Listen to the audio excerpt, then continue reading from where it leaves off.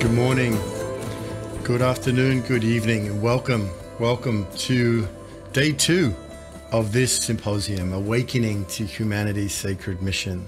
We had such an extraordinary day yesterday, the opening session with Ervin Laszlo and incredible speakers and great engagement, a lot of fun engaging with all the participants in this symposium, both live in the Zoom room where you're welcome to come and join us, as well as broadcasting out on many different places and channels, including the Unify Facebook and Unity.earth TV and other places. Come and join us in the room. We'll put those links in the chat. And then session 2, which was all about implementation. Amazing to have that discussion so early in this symposium about getting it done. This is a call to action. So on behalf of all of the many partner groups, organizations, impact networks that have put this together, welcome to day 2 and to session 3, Synergizing for Change. We have an amazing lineup of presenters and organizations sharing today in the visionary voices, and then into the engagement session where everybody comes together. We're going to start again with a beautiful synthesis from a colleague and collaborator here in Julie Krull. And I want to welcome Julie Krull from Good of the Whole, such a key sponsor and partner in everything that's taking place here at this symposium. Julie, welcome to day 2. It's great to have you with us. Thanks, Ben. I was just saying it's so fun to watch what's already moving and then to anticipate what's yet to come. There's so much beautiful, rich information for us here, as well as just that co-creative spirit of everyone stepping up. So first, I want to invite us all to take a few conscious, heart-filled breaths. Bring our awareness into this present moment.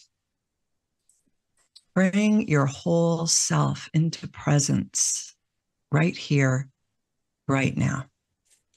In session 1, we explored humanity's sacred mission and began with one big breath. Jude Currivan invited us all to breathe as one with the one big breath. And to connect our little breath with that big breath, we invite you to bring your awareness into your heart space as the big breath breathes you right now. As the big breath breathes us collectively. And as we begin this session, I want to invite you to continue to breathe as I read David Lorimer's poem, The Golden Thread, which set the stage for the entire symposium on day 1. So please continue to breathe.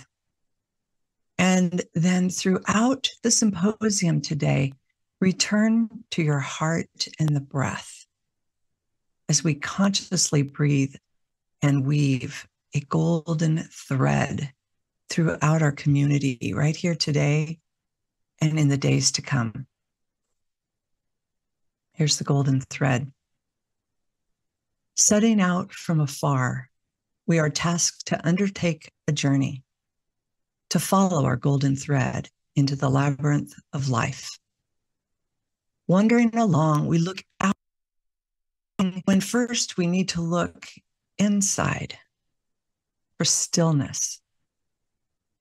Content in silence within, we can proceed with surer step along the path, present in and to the moment.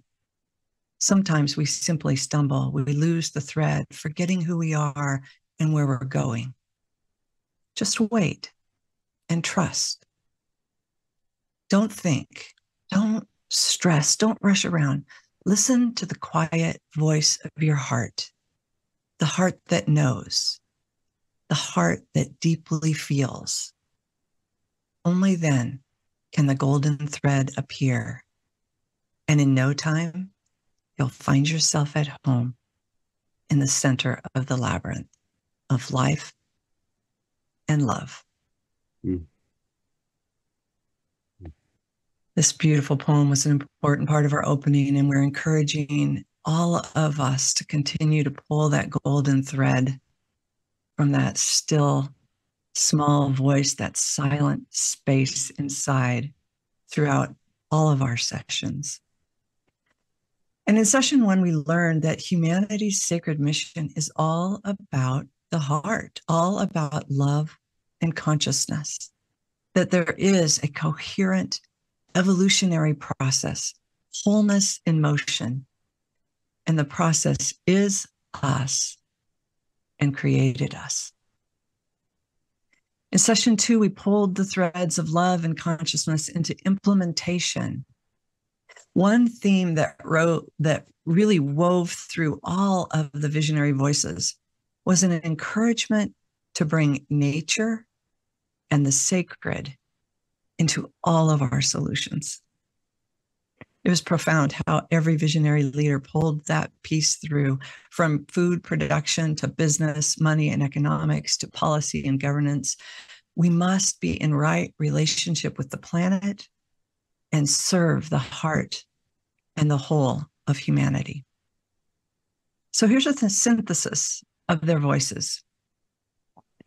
Entrepreneurship is a catalyst for evolution, shaping the future.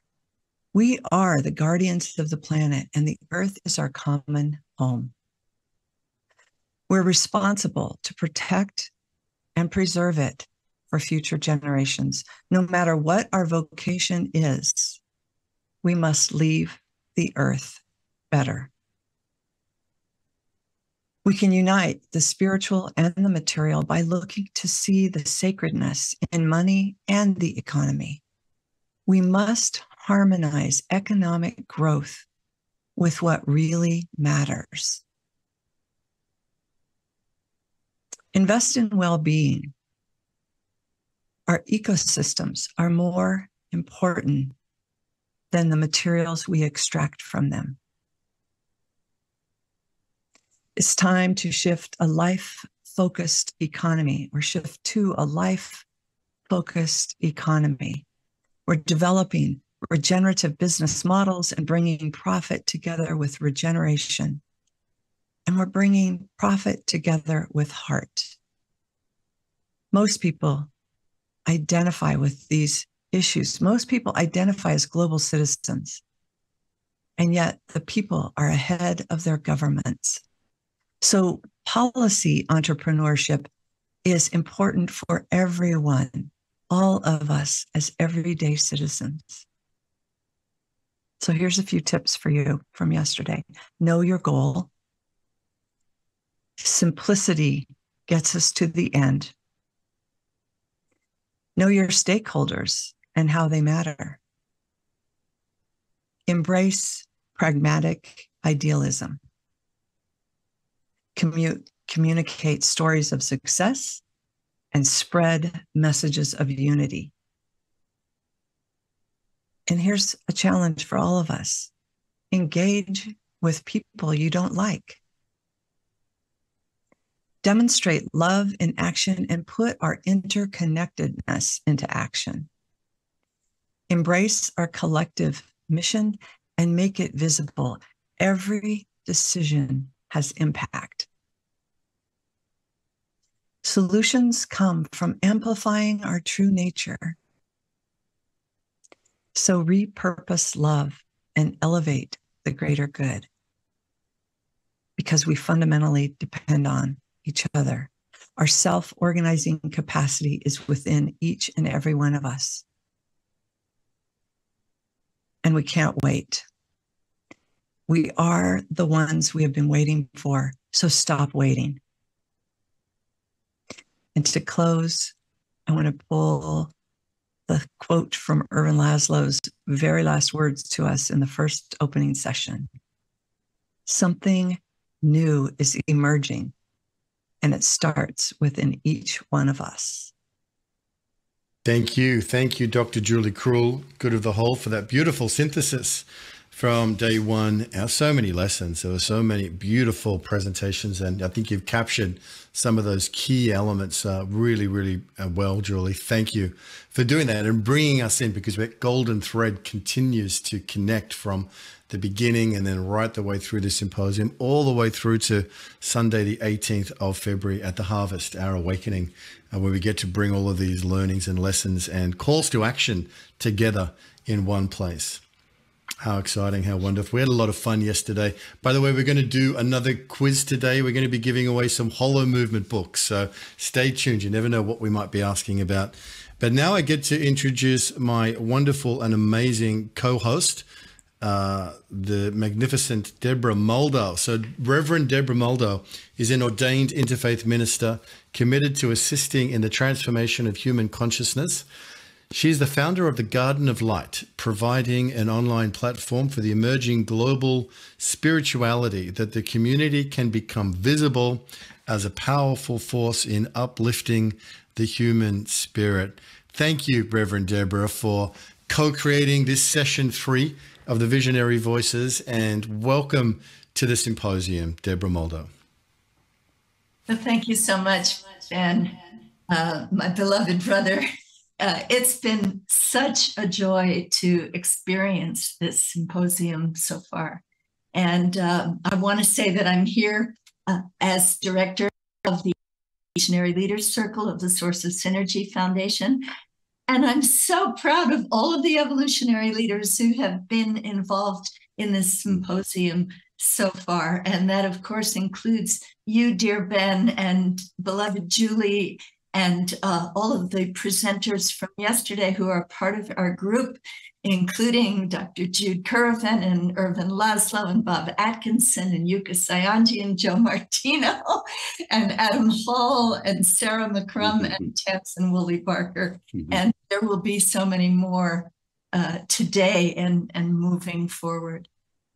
What's so special to me about this symposium is that it was an effort by a group. It was a joint effort. It was an experiment in synergy.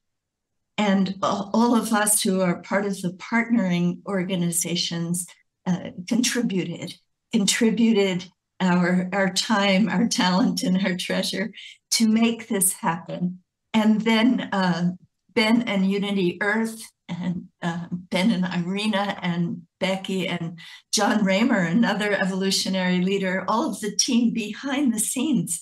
Oh, and Anne-Marie Verhova, all of you have reached out and brought in the tribe so that we've been able to experience the community is yearning to awaken to humanity's sacred mission. And everything, Julie, I love the tips you just gave us from yesterday, the way you've culled from the feedback from all of the people who are here with us at this symposium, who are contributing from their hearts and their visions. So this has been an extraordinary privilege to be a part of. And I'm excited about today, because today is about synergizing for change. So we looked into the mission, and we looked into the vision, and then the how, about how we could begin to implement the vast changes that we want to see to transform our world to one of harmony and peace and caring and love and thriving. And today we delve into a way to bring that forward. What does it mean to work in synergy? And how can that contribute to these vast changes that we want to see? And so we harness the energy of the year of the dragon. We're going to ride that fire breath into the new. And we're going to start now, as Julie said, quoting Professor Laszlo. We're not going to wait anymore. This is it. This is our moment. This is our moment of choice. And we choose to move forward. So are we ready to dive in today? We're going to start with a project that's very dear to my heart that came through the evolutionary leaders of the Source of Synergy Foundation, and that is the Evolutionary Partners Network. So I'd like to welcome some of the members of this Partners Network onto our Zoom room today to introduce you to this symposium. So this symposium's groundbreaking because it belongs to all of us. It's not business as usual. And we know that partnering has challenges, whether it's at the level of a marriage or a team or the United Nations. Yet we believe that this is the path to realizing our oneness and amplifying our voices for a thriving world. The Evolutionary Partners Network is a parallel initiative to the Evolutionary Leaders Circle, which is a community of individuals. And here we are looking to scale up by bringing aligned organizations into partnership for a greater voice and increased synergy.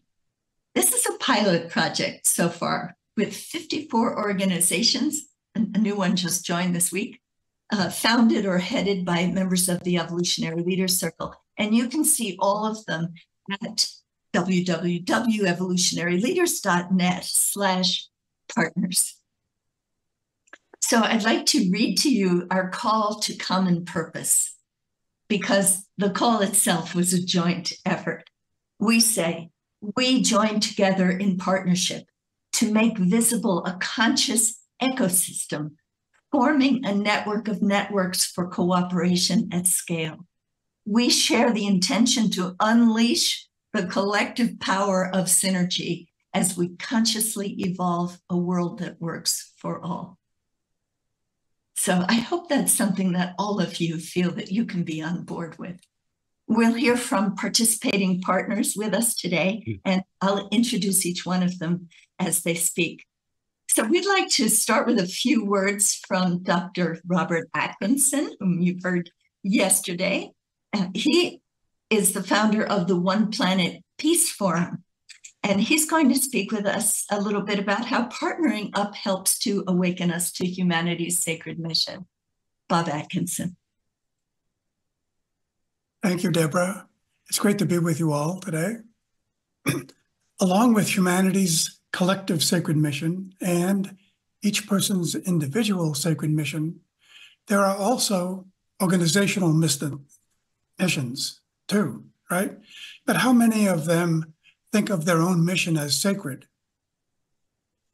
We can understand sacred either in its original classic context of some things being set apart as holy and consecrated, or in a more universal context where anything and all things can be venerated, cherished, revered, and held in the highest regard. Our organizations are clear about what we hold in the highest regard and what we most revere. We need more organizations to own up to a mission that reflects a reverent devotion to contributing to the betterment of the world and to partner up with other organizations doing this.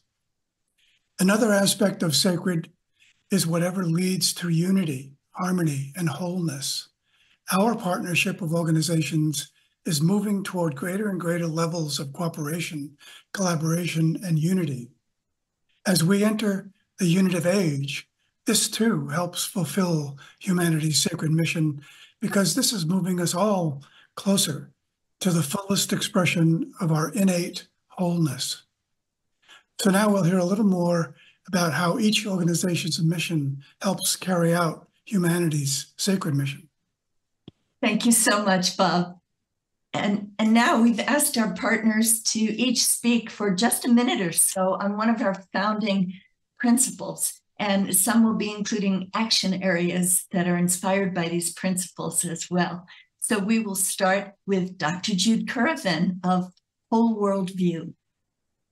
Thank you, Deborah. As Bob said, it's wonderful to be with everyone. So as partners, we weave together a diverse global community in service to a universal, unitive, and evolving consciousness. Our worldview is the lens through which we see ourselves and the wider world, and it drives our choices and behaviours. As we answer the call to awaken humanity's sacred mission, we do so at a pivotal moment of choice, of whether to heal our prevailing worldview from its illusion of separation. Scientific breakthroughs are converging with indigenous and spirituality-based wisdom teachings, revealing that we're inseparable from the cosmic meaning and purpose that's embodied in the big breath and sacred wholeness of our living, loving, and evolutionary universe. It seems to us as partners and a whole worldview that our universe is inviting us as family members of its wondrous and vast communities of life to awaken to our sacred mission with a unitive worldview and underpinned by a unitive narrative, to become its and their co-evolutionary partners and to take our next steps all together into the dawning of a unitive age. Thank you so much, Jude. And now Kanu Kogod of Bridges in Organizations will tell us about what it means to be art-based. Hi, I'm also delighted to be here today. Such a beautiful opportunity to bring so many voices together in a community. What we all share in the Partners Network is a collective, bigger concern for the well-being of each other, of communities, of the plant and animal world, all of nature. Evolutionary partners have come together on a foundation of long-term relationship building. There's a host of friendships among those organizing partners that have been built on trust. And so coming together and bringing our organizations together is this golden opportunity to scale and make us bigger. Heart-based partnership is based on our shared mission for a more conscious, meaningful, and fulfilling way to be in the world from our hearts. Being heart-based calls us to be more authentic and prioritizing our values of empathy and supportive of each other's work. And I want to really emphasize that we are supportive of each other's work. And this is a testimony. Today, Synergizing for Change, yesterday's symposium, is a testimony of how we support each other in our work. Being heart-based is to be aware of the universal heart, the beating throb of all life, and to do whatever we can to respect, uplift, inspire, care for this Gaia mother we call home. In a nutshell, we integrate mind and heart-based wisdom to empower compassionate action. We call for you to join us. Thank you, Kanu.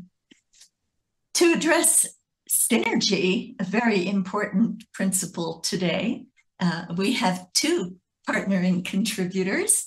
We have Diane Williams of the Source of Synergy Foundation. And after Diane, we'll have Dr. Kurt Johnson of Light on Light. So we'll start with Diane.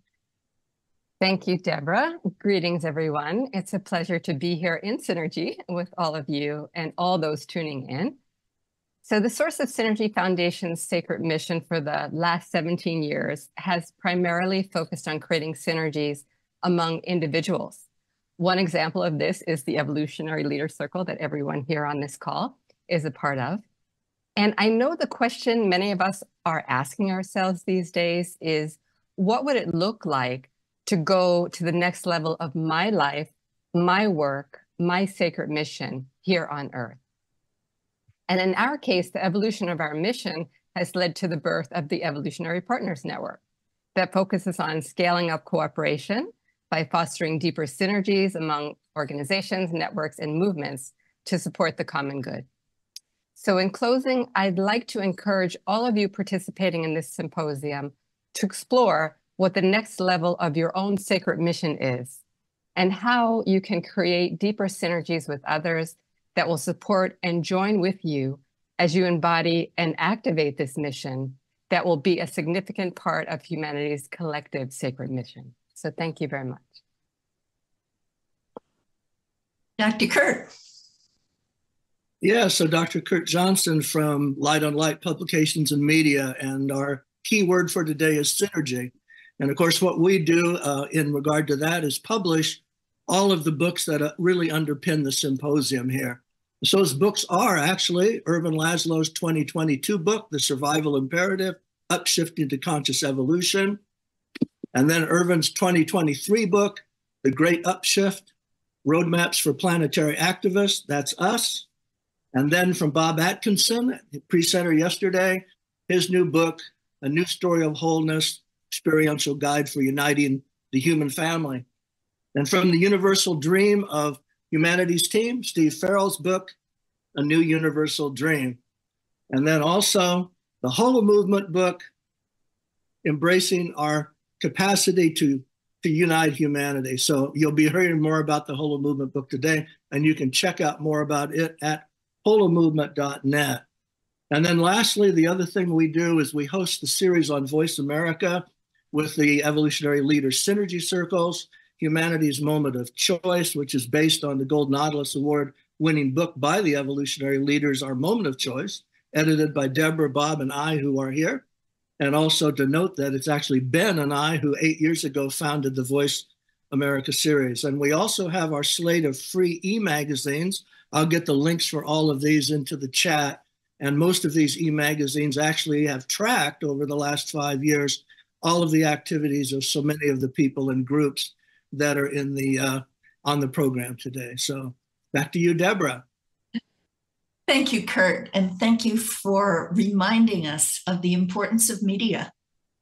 We couldn't do this symposium with all of you in what, Ben, 86 countries around the world, if it weren't for the magic of Zoom.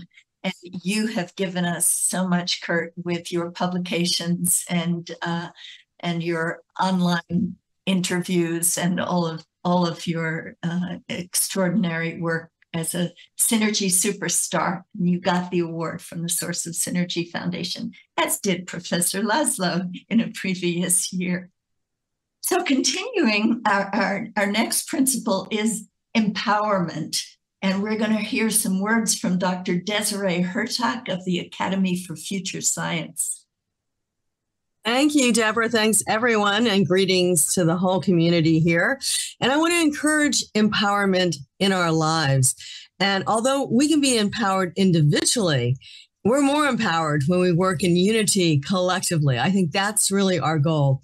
So where do we use this empowerment? Well, we can use it for everything. We can use it for sending prayers for peace around the world. This is something I've been doing for almost 50 years. I hate to say that. To project any positive changes that are needed to help humanity.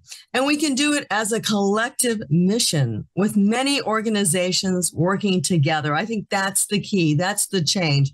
And it's important to move aside from the individual to the partnership, to the sharing, which is what the world so badly needs now. And this builds because we're all part of a greater consciousness field. And so as we put thoughts of peace into that field, it really can be directed to where it's needed around the world. And the energy really works to assist and transform all the imbalances. We are really those who have to bring this power of understanding, love, and caring to the planet. So even now, let's just take a few seconds to focus right now today in sending prayers for peace throughout the world. Let us feel that energy transforming the planet.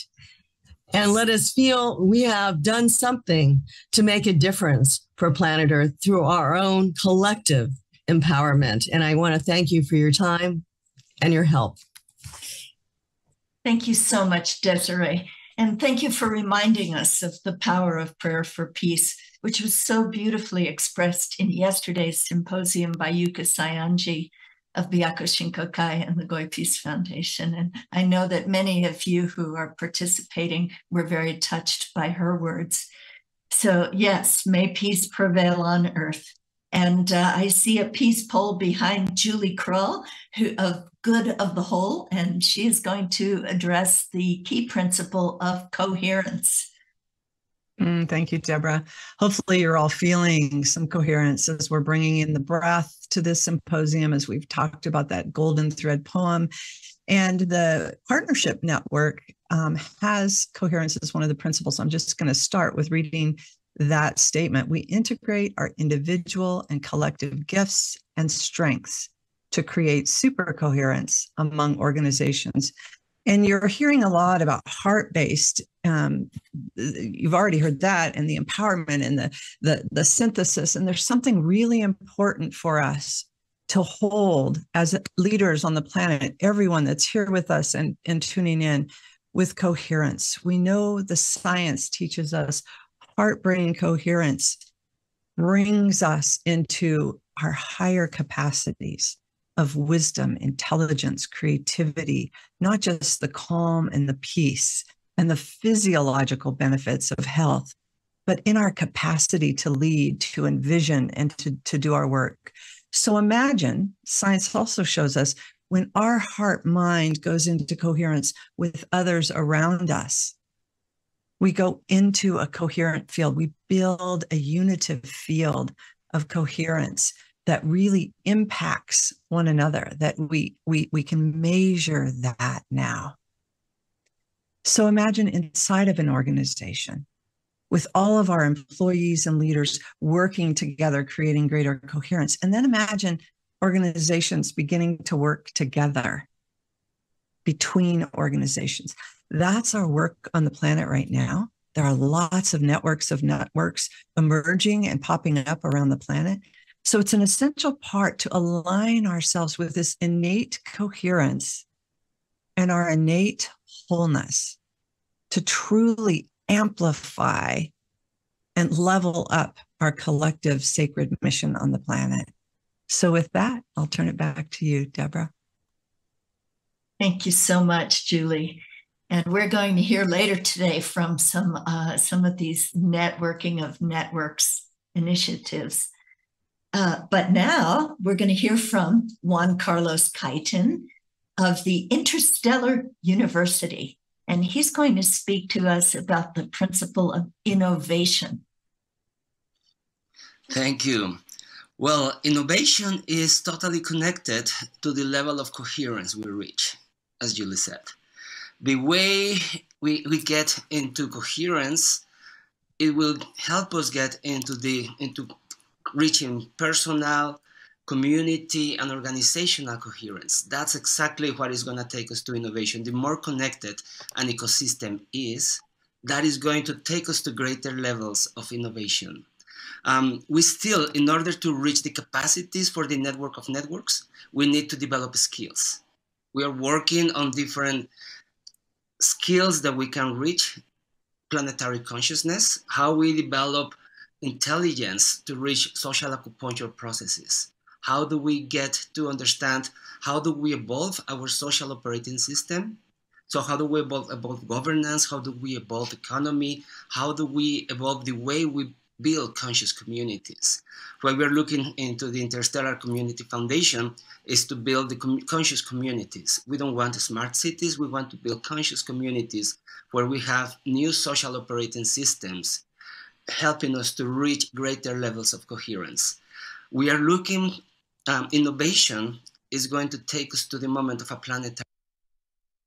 It's going to take us to reclaim our cosmic destiny, our divine, understand our divine nature of who we are in the universe. And that divine understanding is also a way to bring us into greater levels of innovation.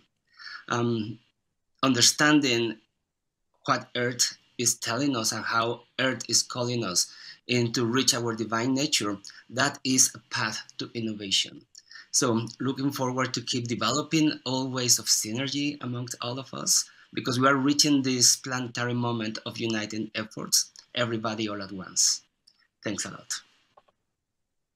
Thank you. And thank you for that beautiful term, our cosmic destiny. I think we're all ready to step into our cosmic destiny together. So our final principle is weaving a new narrative. So let's hear from our beloved Duane Elgin of Choosing Earth. Key question is, how in the world do we come together as a species, 8 billion people in synergy, not just a few organizations, but the totality, because we are facing an evolutionary catastrophe with the climate crisis, species extinction, and the rest. We're out of time. We need to come together in synergy now. And the key question is, can we do that? And I pick up my cell phone. And I say to people, look, 2/3 of the people on this planet have one of these in their pockets. They carry in their hands the tools of mass communication for us as a human species. If we want, we can have an Earth voice right now, a voice for the Earth that comes from the voices of billions of people coming together through the technologies that we carry in our hands, in our pockets. So what I want to contribute to this is opportunity, possibility, a sense of optimism for our future by using the technologies that we have combined with our human capacities for connection. And Ervin Laszlo is right. Something new is wanting to be born here, and what's being born is a conversation for the entire species. And so we have the tools now. The challenge is to use those tools, and that's what the source of synergy and partners are doing, mobilizing together to use those tools for a mass communication for our common future. Wow. Thank you, Duane. And I know that you have an enormous initiative coming forward with Choosing Earth. And if you'd like to tell us just a little bit about that, we can move into our action calls. Yeah. So we've taken the Earth for granted as a species. We just assumed a congenial climate and all the rest will always be there. Now we're saying, no, that's not the case. The Earth and the ecology of the Earth is in big trouble. We have to step up to a new level of responsibility and engagement with the well-being of the Earth. And this is a huge transition in human consciousness and culture and vision of what we're doing here. And so we have to choose it. We can't just accept that it's always going to be here. We are on the line to step forward right now, this generation, choose the Earth and the future that we want. It's a very high bar, but we're up to it because that is the challenge of an evolutionary species. Amen to that. So we are moving into our calls to action from the Evolutionary Partners Network. And we would love to hear some ideas for action from Mitchell Rabin of A Better World. Mitchell. Hi, Deb. Hi, everyone. I am feeling a beautiful coherence here in this space that we've all created. So thank you, Julie, for reminding us of that important principle. And do you all know that Kurt Johnson has developed an evolutionary leaders-based random house? It's incredible. How many books in so short a time? Amazing. That's social impact entrepreneurism in action. That's part of the action we're talking about. And I'll have a book for you relatively soon, as to add to the list. Yes, so my subject here is action. And I want to just kind of start with a few meaty words that underlie action when it's taken at its highest. And that is wisdom, meaning, purpose, mission, vision, out of which comes the deepest level of action. And when we're in touch with the purpose of our lives, the vision of it, the meaning of it, which is this DNA level of what drives us and gets us up in the morning, our lives become magical. George Burns, the famous Jewish comedian, said, "When I discovered what I loved doing, I never worked another day in my life." I think that's just a beautiful way of framing life. And I know for myself, I run an organization called A Better World. And when I get up every day, it is reflection, meditation, and then I jump into action because my heart bid me to do certain things, to be involved in media, which I've been using, communication, which I've always been using, and underlies action and media. And from these, I generate, as so many of us have said here, Duane in particular, about communication, conversation. That's the beginning. But I really want to make a point. That's just the beginning. Prayer. We all know and feel in our hearts the value, the deep value and resonance of it. But let me tell you, as Duane said, we are at the verge of ecosystemic collapse. So prayer is not going to be the only thing we can rely on. I suggest that we step up to other levels of action. For myself, I recently interviewed a gentleman named Sam Daly Harris, who wrote a book called Reclaiming Our Democracy. And we have what could be and should be what is called a participatory democracy. I used to have that on my website as a tab so people could get really bootstrapped into reclaiming and owning and talk about empowerment, Desiree. When we give our servants, called leaders, political leaders, our instruction manual of what we want to see them do with our energy in the form of money, we really start to make a difference on a higher level. And so it's all a kind of a scaling game. And I want to just bring that idea of instructing the people who are supposed to be doing our bidding, honestly, what to do. And this is something that most people shy away from, but I've learned myself through action that we really make a difference. We really do. For every letter we write, it's recognized as thousands on their desk. And it's that kind of responsibility I feel we need to take, along with all the other things. I'll conclude with, I think I'm almost out of time, with an idea that Paul Hawken, the great environmental activist and leader, has put forth in a Bioneers talk he gave.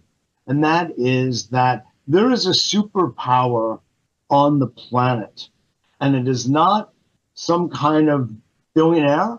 It is not a president of a country. It is us. We are the superpower and we cannot be stopped. So when we collaborate, look at that beautiful word. Co, of course, which means with. Lab is an experiment. And labor inside of that, laboring and working together. And when we do that, we are unstoppable. So those are the words I want to say regarding action of our Evolutionary Leaders Partnership Network. So thank you so much. Thank you, Mitchell. And our thanks to all of the partners speaking here today, to all of those in the Zoom room with us, all of the partners who have made this symposium possible, and all of you partners who have been listening. And let's just close together by taking one big, deep breath and picturing the sparkling lights of all of the people around the planet who are stepping into their purpose, stepping into their sacred mission, awakening all of humanity to a beautiful new future. Because as Mitchell said, we are unstoppable. Thank you so much. Thank you all. Oh, wow. Reverend Deborah, thank you. Thank you so much. That was amazing, everybody. That was amazing. Thank you for all those incredible reflections right around the Evolutionary Leaders Circle, Reverend Deborah and Diane and Kurt Johnson in particular. I want to, shout out to you three for the pivotal role you've played in this symposium coming together, and Source of Synergy Foundation. Here we are on this session, Synergizing for Change, and everybody here in the EL Circle. It transformed my work and life being a member of the Evolutionary Leaders Circle. Thanks to you, Kurt. And Diane and Deborah, thank you for the incredible stewardship and the work you do, all of those people that you mentioned and so many more that benefit from your stewardship and your leadership. And that was a beautiful, beautiful session. Thank you, Source of Synergy and Light on Light, for not just being a partner and collaborator, but also for being sponsors of this symposium. We're putting our money and our energy where our hearts are and coming together to put meaning and action to all of these beautiful ideals and words. And that was such a beautiful session, Deborah. Thank you so much for weaving it together so beautifully.